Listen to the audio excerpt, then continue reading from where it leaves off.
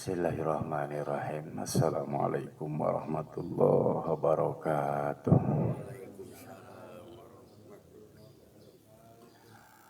Alhamdulillahi rabbil alamin.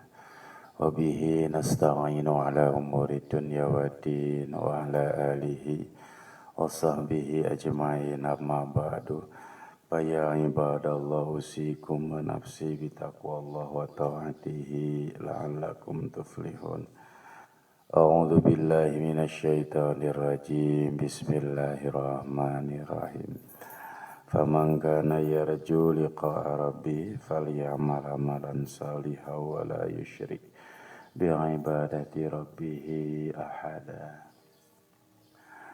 La ilaha illallah, la mawjuda illallah,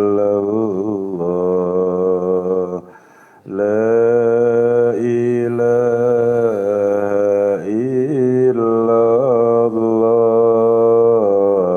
la illallah, la ilaha illallah, la matluba illallah, la ilaha illallah, la sudah illallah. Bismillahi tawakkalna ala Allah. La hawla wa la quwwata illa billahil aliyyil azim. Astaghfirullah, astaghfirullah, astaghfirullah wa atubu ilaih.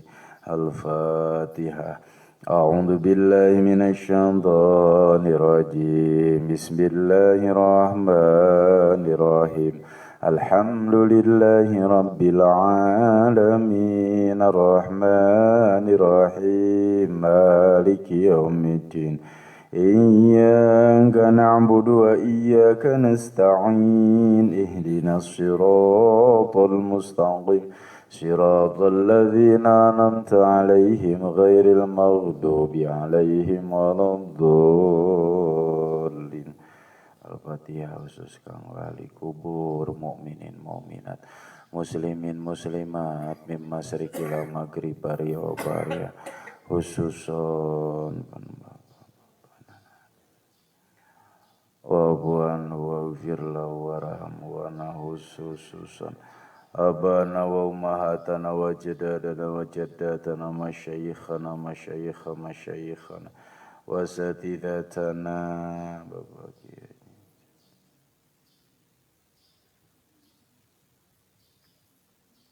wa satidata satidatana wa liman istamana hahuna bisababi wali ajri. Allahumma gfir lahum warhamhum wa'afihim wa'fu anhum wa'akrim nuzulahum wa wasi' madkhalahum wadkhilhumul jannah. Al-Fatihah. A'udzu billahi minasy syaithanir rajim. Bismillahirrahmanirrahim.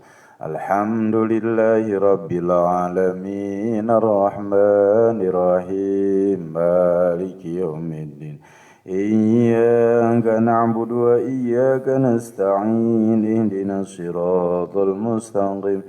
Siratal ladzina an'amta 'alaihim ghairil maghdubi 'alaihim waladdallin. Al-Fatihah. Barangkali ada yang sakit, keluarga kita, tetangga kita, muslimin muslimat khususan. Allahumma rabban nasi azibil basa ishfi anta syafi la shifa illa shifauka shifaan ajilan la yughadiru saqaman. A'udzu bi'izzatillah wa qudrati min syarri ma yajidu wa yuhadiru. Al-Fatihah. A'udzu billahi minasy syaithanir rajim. Bismillahirrahmanirrahim. Alhamdulillahi rabbil alamin. Ar-Rahmanir Rahim. Maliki yaumiddin. إياك نعبد وإياك نستعين اهدنا الصراط المستقيم صراط الذين أنعمت عليهم غير المغضوب عليهم ولا الضالين Amin Allahumma stajib. Insyaallah doa kita dikabul ijabah. Semoga kita diberi kekuatan iman Islam, sehat lahir batin, berkah rizki, usia, rumah tangga, usaha. Amin. Amin ya Allah ya Rabbal alamin. Kita lanjutkan, kita baca dulu matanya Pak. Bismillahirrahmanirrahim. Qala al-musannif wa mu'allif rahimahullahu nafa'ana bihi fid dharain rabbi zidni ilman warzuqni fahman Allahumma aftah lana hikmataka wanshur alaina rahmataka ya dzal jalali wal ikram.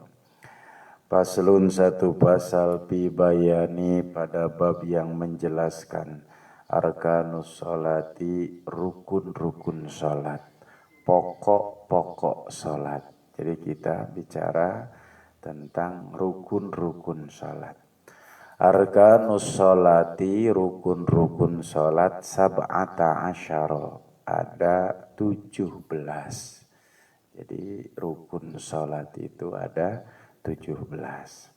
Al-awalu pertama an-niyatu niat. As-sani kedua takbiratul ihrami takbiratul ihram. As-salisu yang ketiga al-qiyamu berdiri alal qadiri bagi yang mampu fil fardi dalam salat fardu. Ar-rabi'u keempat qiraatul fatihati membaca surat al-fatihah rukun. Al-khamisu kelima ar-ruku'u ruku. As-sadisu keenam at-tuma'ninatu fihi tumani'nah fihi dalam ruku. As-sabi'u ketujuh al-i'tidalu i'tidal. As-saminu 8 at-tuma'ninatu fihi tumani'nah dalam i'tidal. 1, 2 tumani'nah itu Pak ya. At-tasi'u ke-9 as-sujudu sujud marrataini 2 kali. Al-ashiru yang ke-10 at-tuma'ninatu fihi tumani'nah di dalam sujud 2 kali. Jadi tempat tumaninah 1 dalam ruku, 2 dalam i'tidal, ketiga dalam sujud. Al-hadi asyara ke-11 al-julusu baina sajdataini duduk di antara 2 sujud. As-sani asyara 12 at-tuma'ninatu fihi tumaninah dalam duduk di antara 2 sujud. Ini harus digarisbawahi, nanti akan dibahas masalah tumaninah. Jadi tempat tumaninah itu ada 4. Tadi disebutkan 3, kemudian tambah 1 lagi. Tumaninah itu di dalam duduk di antara 2 sujud. Jadi 1 tumaninah dalam ruku, tumaninah dalam i'tidal, kemudian tumaninah di dalam sujud, dan tumaninah di dalam duduk di antara 2 sujud. 4 tempat tumaninah. Apa itu tumaninah? Nanti kita akan bahas Pak ya, tumaninah. Ats-tsalisa asyara yang ke-13 at-tasyahhudul akhir, tasyahud akhir. Ar-rabi'a asyara yang ke-14 al-qu'udu fihi duduk pada tasyahud akhir. Al-khamisa asyara yang khamisa asyara 15 as-salatu ala nabi, salawat ke atas nabi sallallahu alaihi wasallam fihi dalam tasyahud akhir. As-sadisa asyara ke-16 assalamu mengucapkan salam. As-sabi'a asyara ke-17 at-tartibu tartib. Nah, harus tartib berurutan. Kita syarahnya. Faslun satu pasal fi bayani arkanis sholati pada bab yang menjelaskan tentang rukun-rukun sholat. Arkanus sholati sab'ata asyara, rukun sholat jumlahnya ada 17. Wa hadhihi tariqatun min ja'lit tuma'ninat bi mahallihal arba. Yang 17 ini dengan menjadikan tumaninah pada 4 tempat. Arkanan mustaqillatan kama firaudah, sebagai rukun yang terperinci sebagaimana di dalam kitab Raudah. Tadi jadi jumlah 17 itu karena memasukkan tumaninah di dalam 4 tempat. Jadi jumlahnya sebetulnya nanti akan ada di sini tumanina ya tumanina saja jadi satu. Jadi nggak usah dijumlah secara 4 gitu karena tumanina. Apa itu tumanina, Pak? Sukutu ba'da harokatin. Ya, jadi diam sejenak setelah bergerak. Kadar tumaninah itu lamanya ucapan seseorang mengucap subhanallah, itu sudah tumaninah. Iya, jadi sukutu ba'da harokatin. Diam setelah bergerak, itu tumaninah.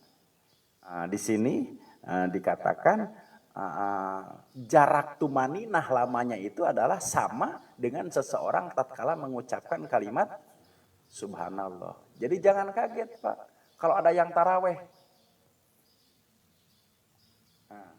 Apakah ada tumaninah? Ya, jarak tumaninah itu adalah tatkala jedanya itu lamanya tatkala seseorang mengucapkan kalimat subhanallah. Yaitu konteks tumaninah. Jadi suku tuba daharokatin, diam sejenak setelah ada pergerakan. Infisol untuk memisahkan antara satu gerakan terhadap gerakan yang lain. Berarti kalau begini punten Pak, ada maaf orang tua, saya praktekkan Pak ya. Itu tidak tumanina. Angguku ya. Dia ke apa mau dari itidal. Sami Allahu liman hamidah Rabbana lakal hamdu Allahu akbar. Tidak ada tumaninah. Ruku, ya setelah ruku, itidal ke ruku itu harus ada tumaninah. Jadi Sami Allahu Rabbana, silahkan ini konteksnya apa ya? Mau menjadi masalah yang penting tangan tidak bergerak gitu saja. Sami Allahu liman hamidah. Sebentar aja gini sudah tumaninah, karena kadar tumaninah itu adalah qaulu subhanallah. Tidak boleh itu ada orang tua terlalu sibuk. Sami Allahu liman hamidah rabbana lakal hamd. Langsung duduk, itu tidak ada tumaninah sekali. Itu kaitannya dengan tumaninah. Jadi jumlah tumaninah 17 ini menjadikan tumaninah rukun salat 17 ini menjadikan tumaninah sebagai rukun. Sebagaimana di dalam kitab Raudah. Wa'adduha ba'duhum samaniyata asyar. Juga ada yang mengatakan rukun salat itu bukan 17. Berapa katanya? Samaniyata asyar. Samaniyata asyar 18. Biziyadati niyatil khuruj minas salat, dengan menambah niat sebagai rukun yang keluar dari salat. Ka'abi suja wasaya annaha sunnatun, sebagaimana ini dikatakan oleh Abi Suja. Abi Suja ini pengarang kitab Fathul Qorib. Jadi di dalam Fathul Qorib itu jumlah rukun salatnya Abi Suja mengatakan ada 18. Beliau juga membahas dengan terperinci di dalam kitab Fathul Qorib.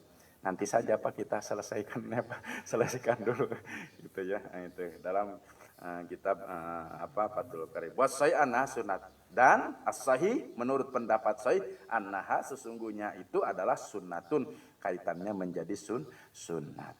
Wa adduha ba'duhum kadzalika aidan lakin la bima dzukira bal bi ziyadatil mualat kama fi sitin. Juga ada yang mengatakan ya jumlah 18 itu sebagaimana dikatakan dalam kitab Sitin. Ada apa kitab Sitin? Tipis juga kitab Sitin. Itu jumlahnya adalah 18 dengan menambah al-mualat. Rukun salat itu mualat. Mualat itu secara apa? Terus menerus. Kalau tartib itu berurutan, beda Pak. Jadi kalau tartib itu berurutan, ya antara ruku kemudian suci sebagaimana sudah ditetapkan. Tapi kalau mualat itu harus berurutan, harus terus menerus, itu mualat. Sama halnya di dalam rukun wudu juga kan harus kaitannya ada yang mengatakan harus mualat. Sama halnya juga mualat. Contoh begini Pak, sholat duhur 4 rakaat, 2 rakaat saja dulu, nanti 2 rakaatnya lagi jam 3, nggak boleh. Gitu. Nah itu kaitannya dengan mualat. Sehingga menjadikan mualat ini termasuk rukun sholat. Wa adduha ba'duhum arba'ata asyar. Ada juga yang mengatakan rukun sholat itu adalah jumlah secara keseluruhan 14. Bijak litumani natpi malitil arba ruknan wahidan. Kalau jumlahnya tadi berapa Pak? 14 ini dengan menjadikan tumaninah dalam satu tempat rukun saja. Sehingga jumlahnya rukun sholat itu berapa? 14. Karena kan tadi tumaninah dalam ruku, tumaninah dalam i'tidal, tumaninah dalam julus, duduk di antara dua, dan tumaninah di dalam sujud. Nah, itu yang 4 dijadikan ruknan wahidan, satu rukun. Jadi jumlahnya berapa? 4? Boleh, tidak menjadi masalah. Littihadi jinsyah. Karena kenapa? Ya sama, itu satu jenis tumaninah. Baik tumaninah dalam i'tidal, dalam ruku, dalam duduk, dalam sujud. Nah, itu kaitannya dengan apa? Jumlah gitu Pak ya. Boleh tidak menjadi masalah gitu. Yang penting apa? Tumaninah ini menjadi rukun gitu. Tapi konteks dalam i'tidal, ruku dan sujud itu tetap harus ada tumaninah gitu maksudnya Pak. Jadi bukan berarti tumaninah hanya dalam ruku saja, tidak. Tumaninah dalam 4 tempat itu tetap, tapi konteks tumaninahnya dijadikan menjadi satu, maka jumlahnya menjadi 14. Wa ba'duhum, dan juga sebagian para ulama mengatakan khamsata asyar. Nah, ada berapa? 15. Biziyadati qarnin niyati bitakbir, dengan menambah, menyertakan niat bitakbiri dengan takbir, kama fit tahrir, sebagaimana di dalam kitab. Wal mu'tamad annaha hay'atun linniyah. Dan menurut pendapat mu'tamad, sesungguhnya menyertakan niat dalam takbir itu ada hay'atun, keadaan linniyati, bagi niat. Tuh, jadi Pak, nanti akan dibahas masalah niat konteks di dalam sholat Pak. Jadi memang harus ada an-niyatu itu kan qasdu syai'in muktaronan bi fi'lih. Jadi kalau kalimat muktaron berbarengan, ya harus disertakan. Menyengajakan niat itu harus berbarengan antara ucapan takbiratul ihram Pak, antara ucapan takbiratul ihram, kemudian tangan mengangkat ke atas, lidah mengucapkan kalimat Allahu Akbar. Itu Pak, menurut konteks ini mah di dalam sholatnya. Jadi kalau usolli fardhu dhuhri, sebelum itu talafud, nanti di sini akan dibahas. Itu hukumnya sunat. Niat itu harus di dalam hati. Jadi tatkala hati mengucapkan usolli fardhu, lidah mengucapkan kalimat Allah, jangan putus. Dan juga jangan yang satu tarik, yang satu pelan. Allah, nggak boleh. Tapi lidah mengucapkan Allahu Akbar, hati ngertegen usolli, niat, tangan. Jadi iman itu dalam satu waktu harus terpusar Pak. Ucapan, apalagi hati dan perbuatan dalam satu waktu, itu iman.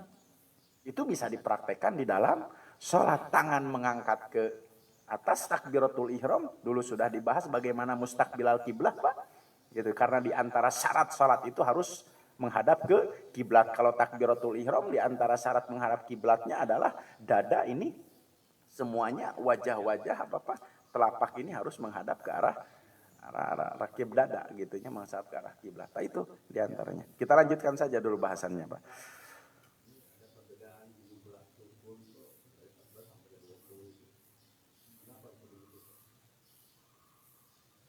Ya kan ada yang menambah. Ini kan selisih pendapat paham di kalangan. Jadi kalau melihat kepada konteks hampir sama-sama saja sebetulnya, tidak ada yang cuma menjadikan konteks rukun menjadi satu yang tidak boleh ditinggalkan. Sehingga jumlah contoh tadi yang menjadikan tumaninah menjadi satu. Jadi ada yang secara terperinci, ada yang secara global. Kalau yang secara global, takut nanti, tumaninah hanya satu, tumaninah di dalam ruku, sedangkan tumaninah itu ada 4. Jadi jangan sampai mengatakan tumaninah dalam ruku. Makanya di sini Syekh Salim yang disarahi oleh Syekh Nawawi mengatakan, ya jumlahnya 17 saja. Gitu. Jangan dengan tadi Pak pemahaman jangan sampai tadi tumaninah dijadikan konteksnya hanya satu saja. Tapi kalau diperinci gitu Pak, sehingga jelas tumaninah dalam ruku, tumaninah dalam i'tidal, tumaninah dalam sujud, tumaninah dalam duduk di antara dua sujud. Sehingga beliau memperinci. Kalau dikatakan tumaninah yang 4 dijadikan satu, takut nanti dia milih sendiri. Di mana tempat tumaninah kan bingung kita juga Pak. Tapi kan definisinya tadi kan antara gerakan-gerakan ada tumaninah maknanya kan. Ya betul. Ya mungkin kalangan ulama kalau menyebutkan ada 17, kemudian ada berapa? Ada 14. Apanya? Kalau saya sendiri karena saya ngaji kitab Sapina ya saya ikut ini. Ya 17. Waktu saya ngaji kitab Abi Suja ditambah 1 jadi 18 Pak Mualhat. Karena nanti akan dibahas juga Pak. Nanti kaitannya dengan sholat itu ada hayat, ada kehidupan. Ya lagi. Kemudian ada kepala, nanti di sini dibahas. Ya, kemudian ada roh, kemudian ada anggota badan. Itu sholat itu harus ada hayat. Jadi ya hayat itu apa? Kehidupan. Nyawa sholat itu kalau dalam apa? Kalau dalam jasad itu disepertikan nyawa dalam manusia. Itu nyawa sholat itu syarat Pak. Syarat-syarat sholat. Itu nyawa sholat. Ada berapa buah syarat sholat? Kan kemarin 8 Pak masih bingung. Jadi syarat sholat itu adalah nyawanya. Nyawanya apa Pak? Nyawanya sholat. Sebagaimana kita dalam jasad punya nyawa. Tanpa nyawa, tanpa syarat. Karena kenapa? Asyartu karukni. Di dalam kitab Fathul Mu'in. Syarat itu sebagaimana rukun. Jika syarat ditinggalkan, ya sama halnya dengan seseorang meninggalkan rukun sholat. Batolat. Maka batal sholatnya. Jadi konteks nanti jumlahnya saya kira sama-sama saja sih. Cuma menjadikan tadi tumaninah konteksnya dalam satu jenis yang sama gitu. Tetap tumaninah dalam ruku dan sujud. Nah, jadi gitu Pak ya. Jadi kalau ditanya kok kenapa kok jadi liar beda gitu Pak ya. Mana sana nih ikut yang mana? Saya ikut yang 17 atau ikut yang berapa Pak?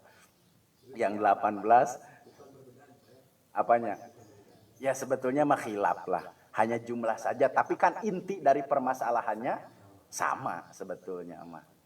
Gitu. Ya 17.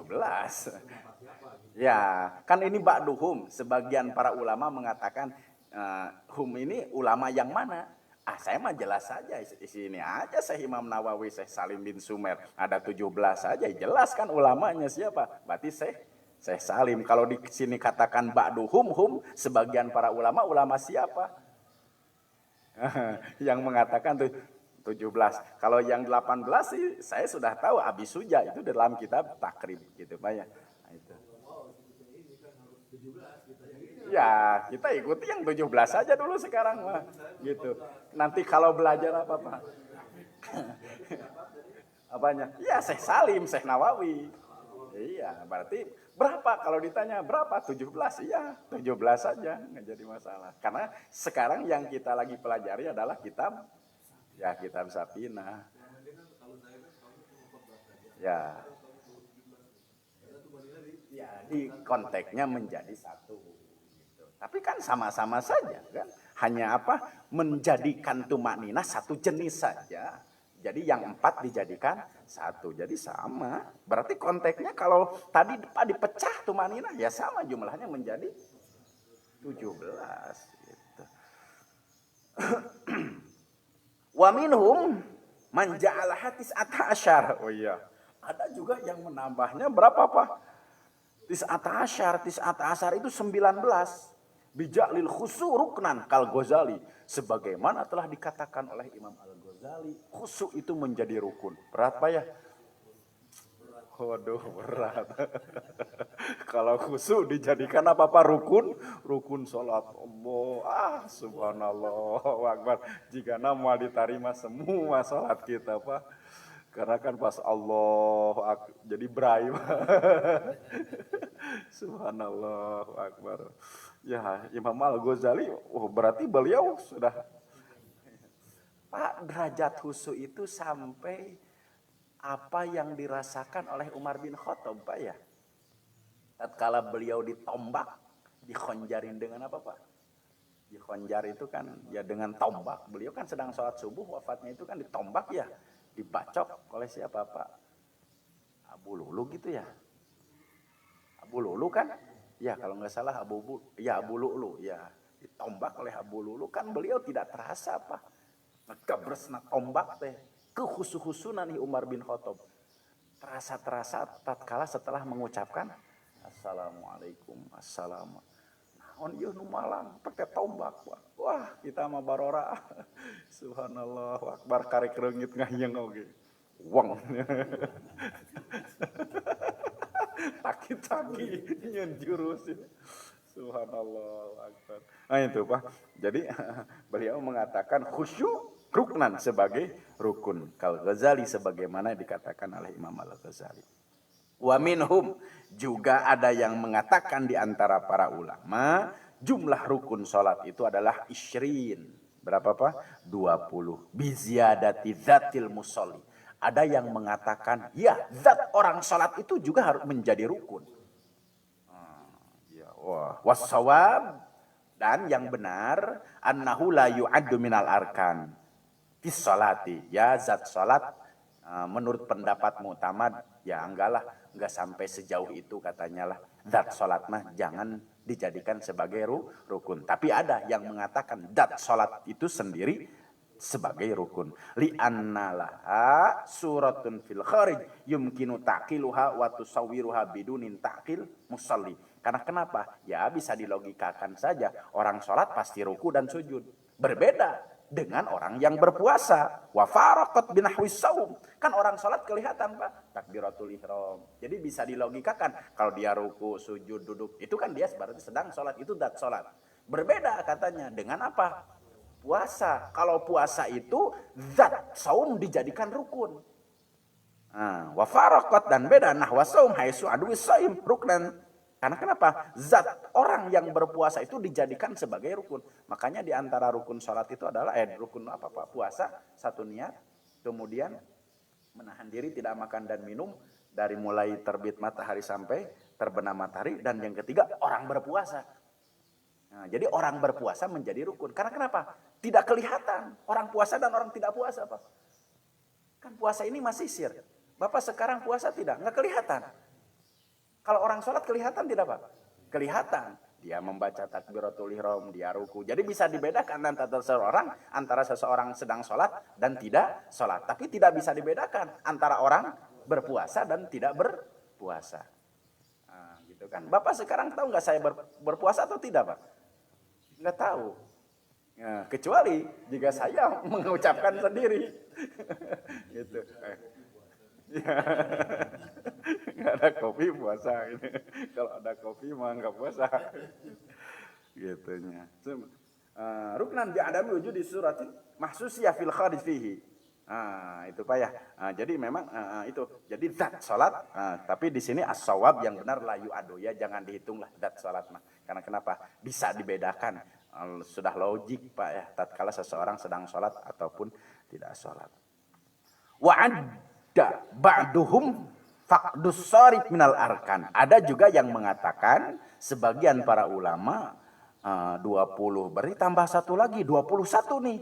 Faqdus sarif minal arkan. Hal-hal yang membatalkan sholat menjadi rukun sholat. Wah, sejauh itu Pak ya. Gitu. Ya, ini mungkin khilaf Pak ya. Khilaf di kalangan para ulama menjadi konteks rukun sholat. Karena memang mutlak rukun ini tidak boleh ditinggalkan. Kalau ditinggalkan salah satunya batal. Wa ala adda hadhihi zawadi arkanan takunu jumlatuha salasatun wa ishruna. Dari sekian jumlah tadi, sekian pendapat para ulama, penambahan-penambahan atau pengurangan-pengurangan, sehingga jika dikumulatifkan jumlatuha salasatun wa ishrun. Jumlahnya menjadi berapa? 23. Wal mu'tamad menurut pendapat mu'tamad Ma fil minhaj sebagaimana yang dikatakan dalam kitab minhaj wa ghairihi dan lainnya man ja'alaha thalasata asyara. Tuh, ada yang mengatakan rukun salat itu jumlahnya berapa, Pak? 13. Bijak litumanina hayatan tabiatan lirukni, menjadikan tumaninah sebagai rukun yang mengikuti. Oh, berarti jumlahnya berapa? 14. 13 tambah 1 tumaninah menjadi rukun yang mengikuti. Nah, jadi memang kalau diciutkan jumlah secara keseluruhan 13, Pak. Tapi syarat yang satu lagi adalah tumaninah sebagai rukun yang mengikuti.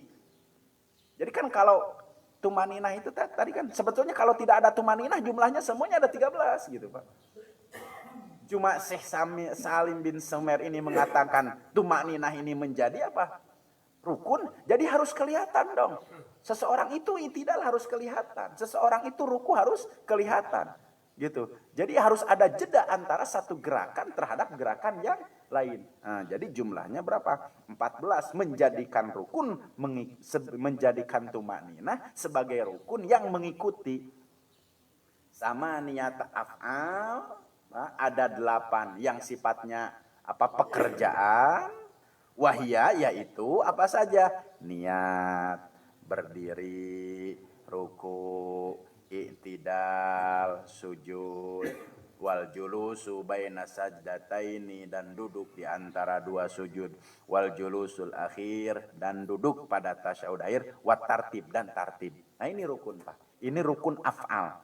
Nah, jadi ada rukun af'al, ada rukun aqwal. Karena sholat itu adalah af'alun wa aqwalun. Muftatahatun bitakbir wa mukhtatamatun bitaslim. Karena sholat itu adalah perbuatan dan ucapan yang diawali dengan takbiratul ihram dan diakhiri dengan salam. Jadi yang 8 itu adalah 1, niat, berdiri, ruku, i'tidal, sujud, duduk di antara dua sujud, julus duduk di antara dua sujud, dan duduk pada tasyahud akhir, wat tartib, dan menjadi tartib. Kok di sini nggak ada tasyahud awal ya? Nah, nanti tasyahud awal masuknya ke dalam abad salat.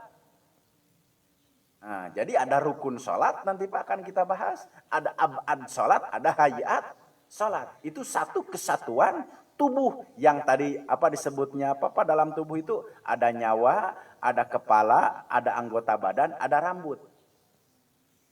Jadi tubuh sempurna itu satu ada ada nyawa, ada apa lagi? Ada kepala, ada anggota badan, ya. Kemudian ada rambut yang menghiasi. Salat juga harus seperti begitu.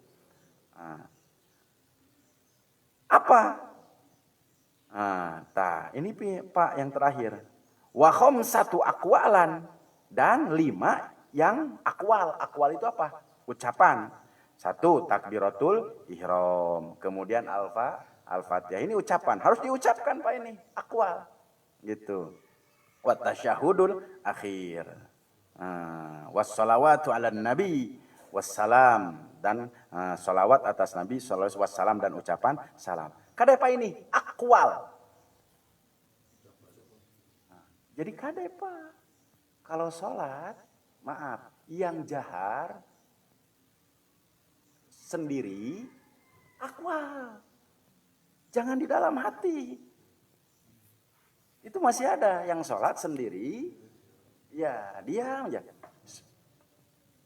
Selesai, itu bukan akwal. Harus minimal terdengar oleh dirinya sendiri. Gitu. Jadi harus diucapkan. Akwal. Jadi bukan niat, kan beda. Kalau niat mah kan gerentes hati niat mah. Sholat itu akwal. Jadi Bapak kalau sendiri maaf masbuk yang jahar akwal Pak. Ya, terkecuali yang sir juga tetap akwal. Minimal tadi terdengar oleh dirinya sendiri. Jadi jangan sampai tidak ada akwal. Akwal itu 1 pas mengucapkan Allahu Akbar, kemudian Fatihah, kemudian tasyahud. Cuma akwal di sini kalau sholat berjamaah harus hati-hati juga Pak. Jangan sampai akwal kita mengganggu tetangga. Jadi memang ada etika juga Pak ya. Harus diucapkan tapi jangan mengganggu. Contoh, at-tahiyatu kan orang lain juga ada hafalin atuh at-tahiyatu teu kedah tarik-tarik teuing. Udah manehna oge kitu. Gitu. Nah, jadi kan suka ada juga apa ya? Subhana rabbiyal a'la subhana itu. Makanya itu ya hak bertetangga apalah harus dijaga.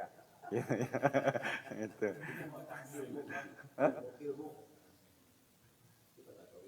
Iya, itu. Makanya nih penting ngaji itu, Pak. Jadi hak tetangga itu bukan dalam berkehidupan saja sehari-hari, Pak ya. Di dalam sholat juga harus ada hak tetangga. Wassalam dan ucapkan salam. Assalamualaikum warahmatullah. Nah, itu Pak ya. Sempurnanya salam di dalam sholat. Paling sedikitnya assalamualaikum. Itu paling sedikit.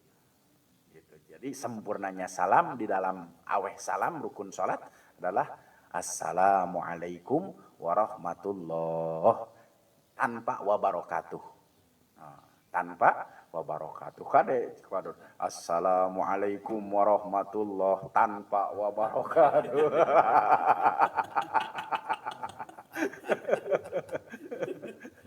Ustaz Amir. Ustaz Amir.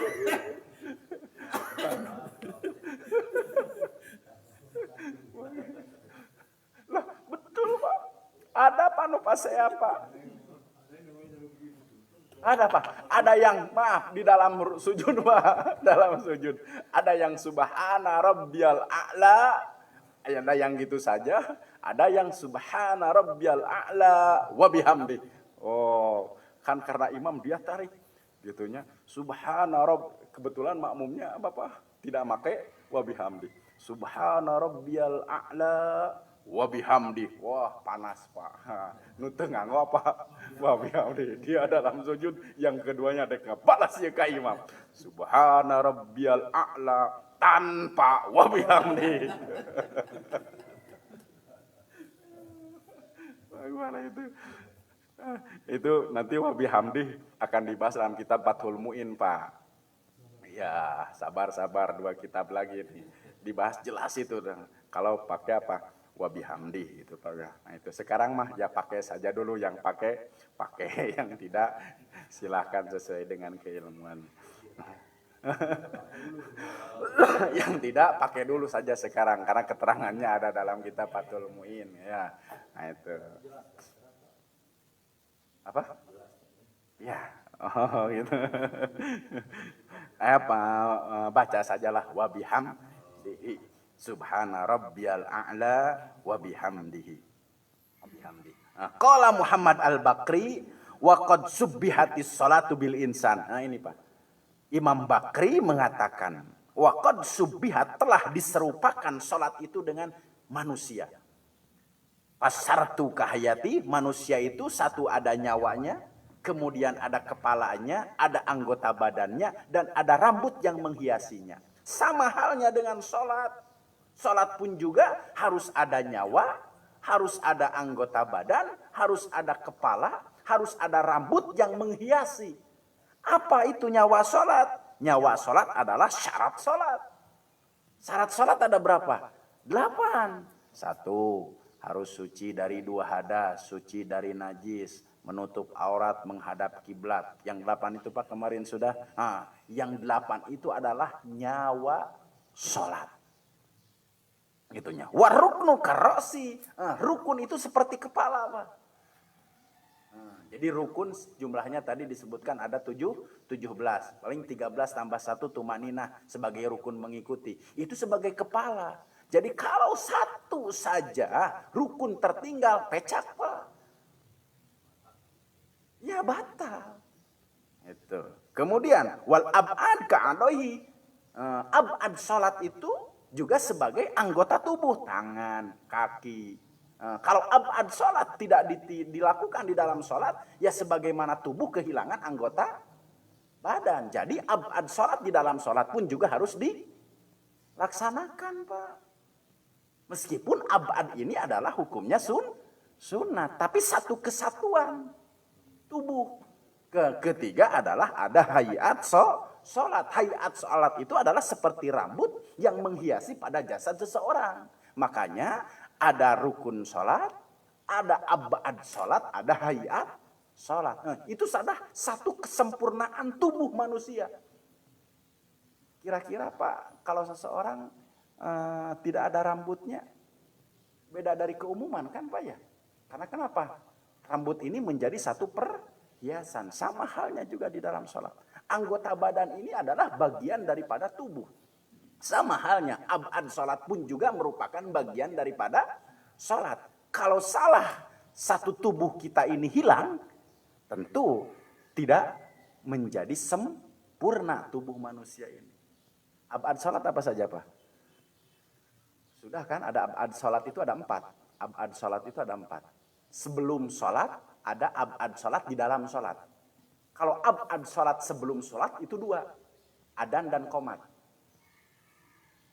Itu abad sebelum, abad sholat sebelum sholat. Ada abad sholat di dalam sholat. Abad sholat di dalam sholat itu 2. Satu tasyahud awal, yang kedua adalah kunut. Nah itu kaitannya dengan apa Pak? Abad sholat. Satu kesatuan. Gitu. Kita lanjutkan. Nah, jadi gitu Pak ya. Jadi Imam Bakri mengatakan sholat ini diserupakan dengan tubuh manusia. Ada nyawa, ada kepala, ada anggota badan, kemudian ada rambut yang menghiasi. Nyawa sholat itu adalah syarat sholat. Kepala sholat apa Pak? Rukun sholat. Anggota badan sholat adalah abad sholat. Rambut yang menghiasi adalah hayat sholat. Bisa dipahami Pak? Apa hayat sholat? Ya, hayat sholat itu kan mengangkat kedua tangan waktu takbiratul ihram, kemudian mengangkat kedua tangan waktu i'tidal, ya, kemudian mengangkat kedua tangan dari sujud kedua mau ke rakaat selanjutnya. Itu kan hayat Pak. Nah, nanti akan dibahas di sini secara rinci abad sholat dan hayat sholat. Ya Pak, ada yang ditanyakan dulu?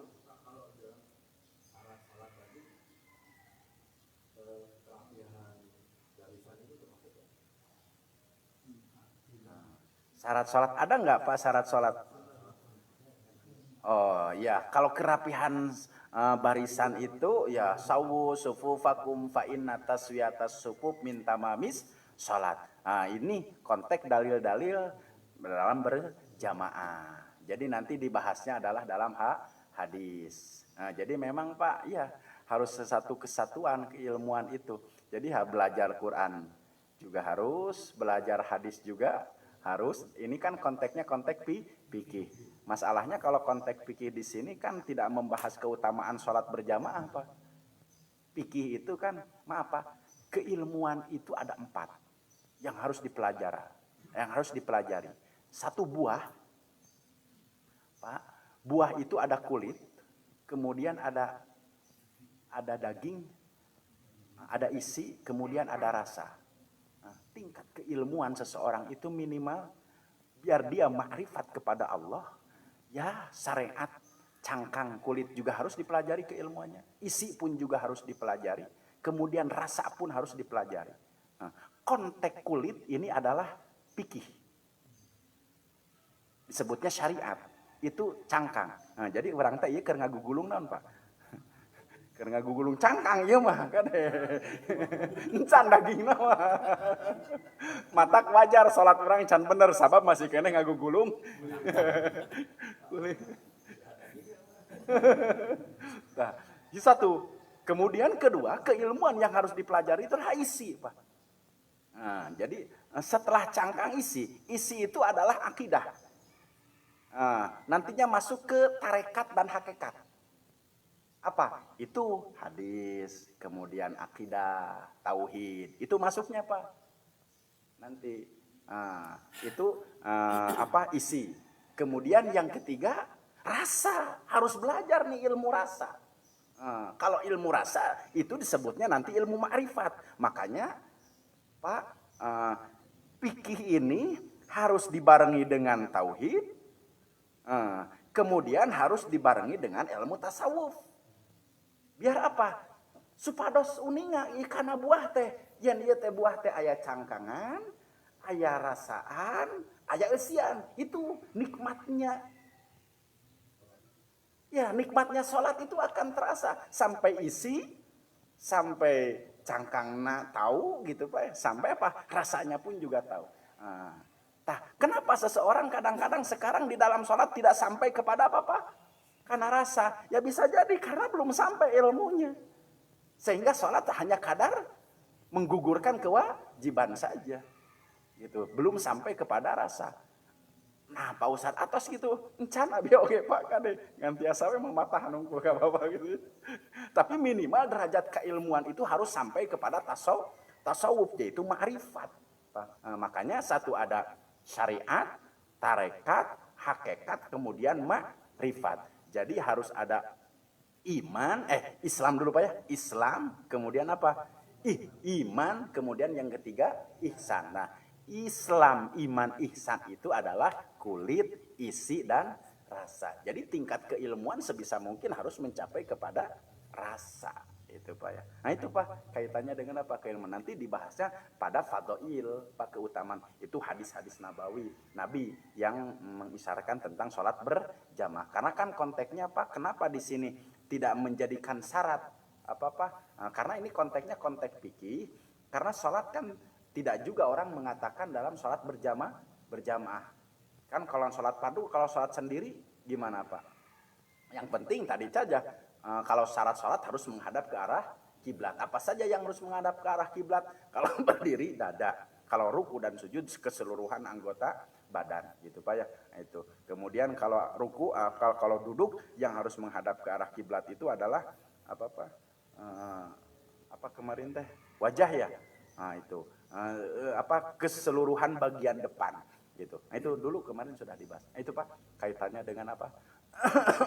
Dengan apa? Barisan gitu menjadi satu kesempurnaan. Jadi bukan apa-apa, bukan syarat ya, bukan syarat. Jadi kesempurnaan. Apa? Kalau berjamaah, makanya apa sebetulnya makan kemarin sudah dibahas masalah syarat-syarat sholat. Berjamaah itu tidak termasuk syarat sholat. Syarat sholat itu hanya 8. Jadi konteks dat musolinya saja. Jadi bukan konteks berjamaahnya gitu Pak. Makanya itu nanti dibahas dalam apa ilmu hadis sebagai keutamaan sholatul fadhi, sholatul jamaati afdalu min sholatil fadhi. Sholat berjamaah itu lebih utama daripada sholat sendiri. Nah, itu nanti ada keutamaan fadilah. Nah, makanya harus memang Pak diimbangi dengan pelajaran-pelajaran hadis juga.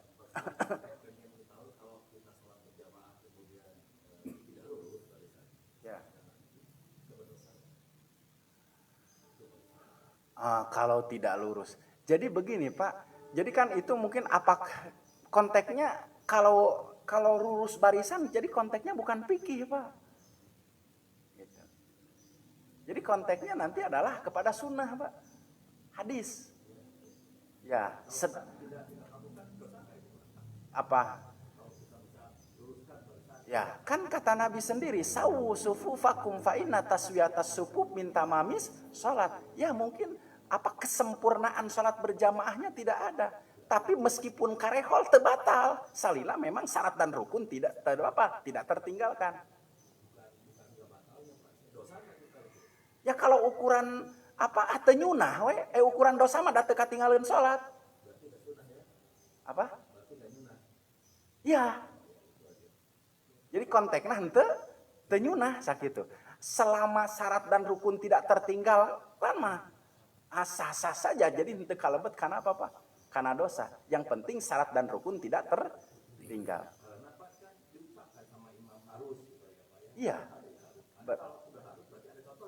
Iya, gitu. Jadi masuknya nanti kesunahan. Kalau tidak sunnah, ya mungkin konteksnya bukan batal. Kalau tidak sunnah mah. Kalau nincak sampai derajat dosa karena tidak melakukan perbuatan dosa. Ya kalau diserempet-serempet lagi. Tapi mungkin nincak derajat konteksnya begini Pak. Jadi kan aya dosa, aya haram. Jadi konteks hukum yang mana? Konteks hukum yang fikih? Kalau apakah konteks hukum yang apa-apa yang contoh ari teu nyunah dosa nggak kira-kira Pak? Nah itulah. Jadi kembali kepada sekarang definisi sunnah. Sunnah itu adalah ma'udhifa. Sesuatu yang disandarkan kepada Rasulullah, baik ucapan, perbuatan, dan ketentuan. Ya, itu selaras palah. Nincakana dosa mah. Mungkin konteksnya tidak terlalu masuk apa-apa. Dosa sebagaimana seseorang meninggalkan sholat. Nah, itu mungkin Pak ya. Insya Allah. Ada lagi kira-kira Pak? Nah, Yunah. Jam berapa nih? Cukup nih cukup. Cekap ya. Ada nanti kalau ngebahas niat makin panjang lagi. Pasti nggak gantung Pak. Gitu ya. Alhamdulillah. Nanya saja, ada waktu 5 menit lagi. Kalau kita sholat misalnya sholat kedudukan, sholat apa? Itu misalkan yang sholat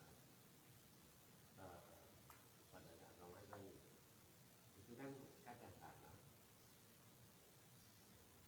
ada yang membaca iftitah, ada juga yang pertama saja iftitahnya, yang lain nggak ada iftitahnya. Ada yang setiap 2 rakaat iftitah, tapi ada juga yang iftitahnya. Ya betul. Ya berarti ini kaitannya dengan doa iftitah. Nah, nanti Pak kita bahas dulu rukun sholat tadi Pak. Seperti ini sebetulnya sudah ketahui Pak. Ucapan sholat itu satu takbiratul ihram. Kedua Fatihah. Kemudian tasyahud. Kemudian sholawat ke atas Nabi. Kemudian salam. Di sini kan tidak ada apa doa iftitah. Nah, berarti konteksnya meskipun bukan hanya saja sholat sunat Pak. Sholat fardu pun pada rakaat pertama tidak doa iftitah gitu Pak ya. Sah-sah saja.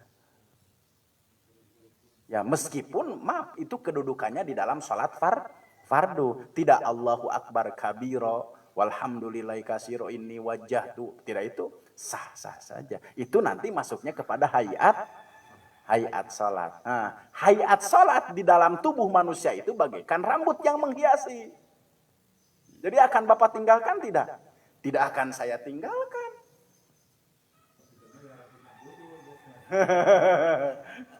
Gitu. Tapi kalaupun toh ditinggalkan, salatnya tidak batal. Cuma kesempurnaan salatnya. Ini kan sebagaimana tadi dikatakan Imam Bakri. Jadi kan salat itu disepertikan satu tubuh manusia, ada nyawa, ada kepala, ada anggota badan, ada rambut. Salat juga itu sama. Ya, syarat salat itu sebagai nyawa salat, kepala sebagai rukun, anggota badan sebagai sunat abad, kemudian rambut yang menghiasi sebagai sunat hayatan. Nanti itu termasuk adalah sunat hayat. Jadi kalau dengan ilmu nanti kita bisa membedakan sendiri Pak. Itu konteksnya mungkin Pak. Jadi apakah di setiap awal takbiratul ihram itu harus pakai Allahu Akbar kabiro doa iftitah? Ya kalau bisa. Setiap sholat mestinya seperti begitu, melakukan sunat hayat. Kalaupun toh tidak bisa, yang penting rukun sholat, ya jangan ditinggalkan.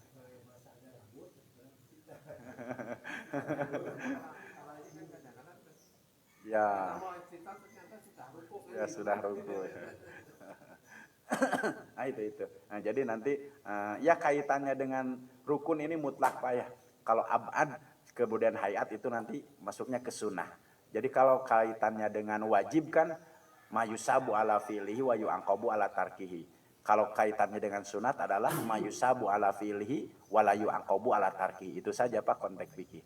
Sunat itu dilaksanakan dapat pahala, konteksnya ya ditinggalkan merugi. Itu konteks Pak Hakim nih, merugi.